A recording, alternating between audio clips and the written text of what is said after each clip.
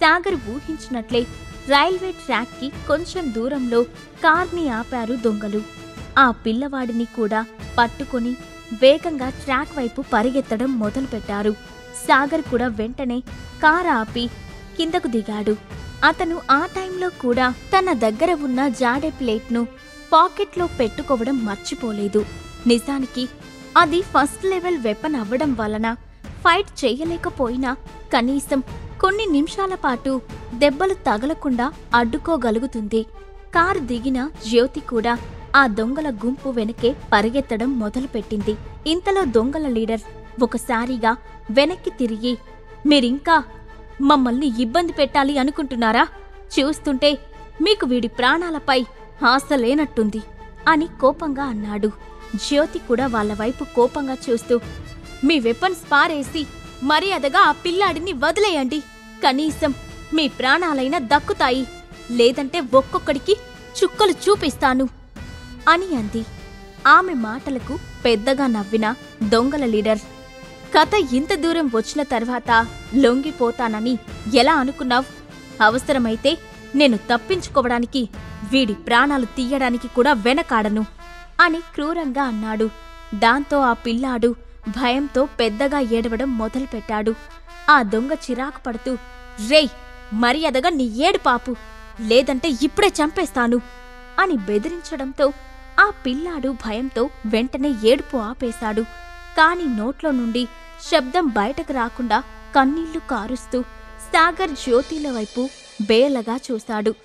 సాగర్ కూడా ఒక్కడుగు ముందుకు వేసి, అసలు మీరేం మగాళ్ళు ఒక చిన్న పిల్లవాడిని అడ్డం పెట్టుకొని ప్రాణాలు రక్షించుకోవడానికి ప్రయత్నిస్తున్నారు? సిగ్గుగా అనిపించడం లేదా? మిమ్మల్ని చూస్తుంటే భయం కాదు, నవ్వొస్తుంది అని అన్నాడు. అది విన్న దొంగల లీడర్ ఆవేశంగా అరుస్తూ, మర్యాదగా నువ్వు నోర్ముయ్, లేదంటే వీడి ప్రాణాలు ఇప్పుడే పోతాయి అని హెచ్చరించాడు. వాళ్ళు చాలా సంవత్సరాలుగా ఇలాంటి దొంగతనాలు చేస్తూ ఉన్నారు.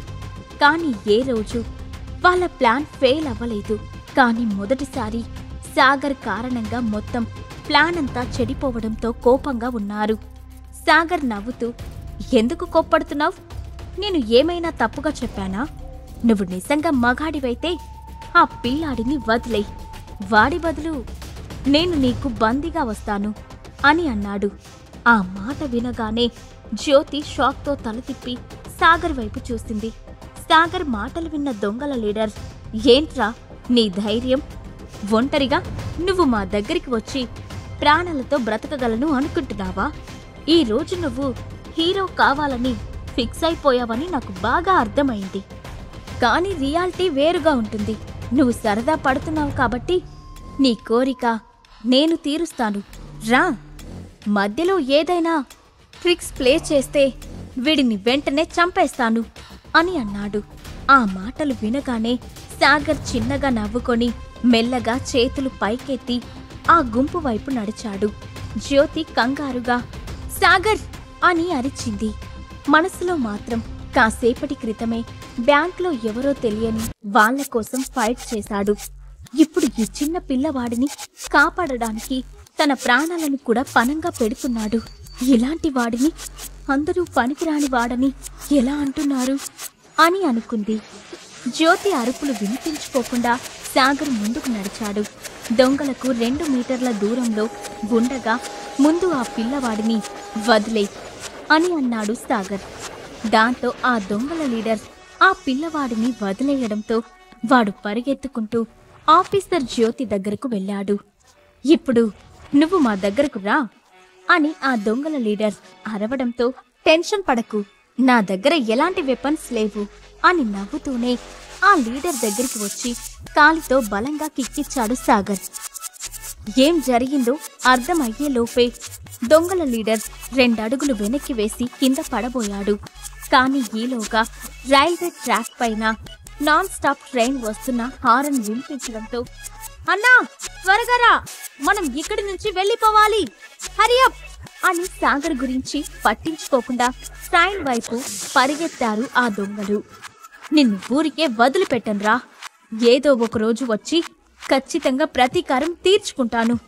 గుర్తుపెట్టుకో, నీ చావు నా చేతిలోనే అని గట్టిగా అరుస్తూ పరిగెత్తాడు ఆ దొంగల లీడర్. సాగర్ కూడా వాళ్ళ వెనుక పరిగెత్తడానికి 2 అడుగులు ముందుకు వేశాడు. కాని ఇంతలోనే అతని గాయం నొప్పిని కలిగించడంతో అబ్బా అని మూలుగుతూ నేలపై పడ్డాడు.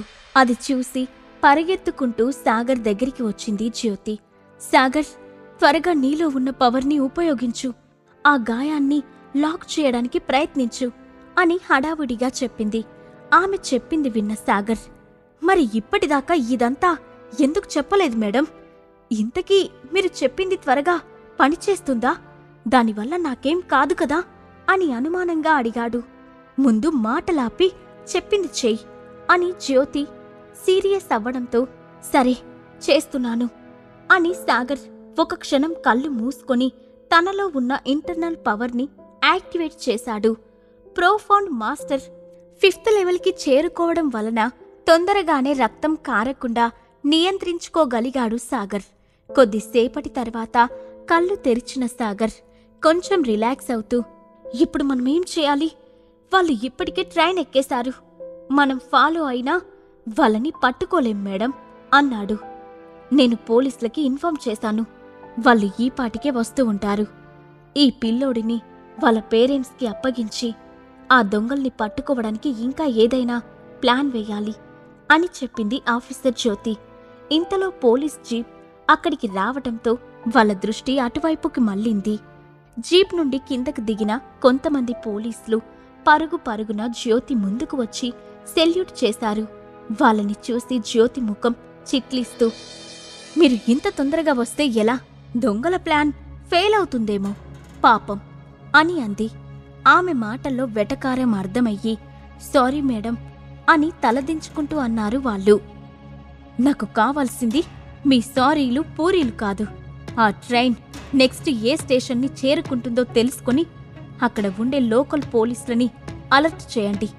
ఎట్టి పరిస్థితుల్లోనూ వాళ్ళు తప్పించుకోవడానికి వీల్లేదు. 1 మోర్ థింగ్, ఈ పిల్లవాడిని వాళ్ళ పేరెంట్స్కి అప్పగించండి అని స్ట్రిక్ట్గా ఆర్డర్ పాస్ చేసింది జ్యోతి.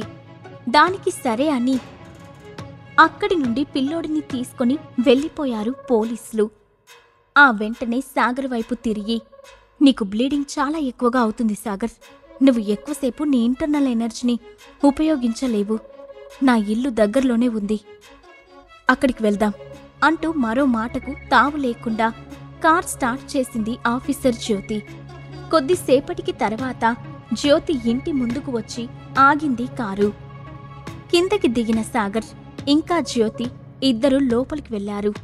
సాగర్ని సోఫాలో కూర్చోమని చెప్పి ఫస్ట్ ఎయిడ్కి సంబంధించిన కిట్ తీసుకురావడానికి వెళ్ళింది జ్యోతి. సాగర్, జ్యోతి పారిపోతున్న దొంగలను పట్టుకోగలరా? సాగర్ గాయాలు అతనిలో ఎలాంటి మార్పులు తీసుకురాబోతున్నాయి? ఈ ప్రశ్నలకు సమాధానాలు తెలుసుకోవాలంటే నెక్స్ట్ ఎపిసోడ్ వినాల్సిందే.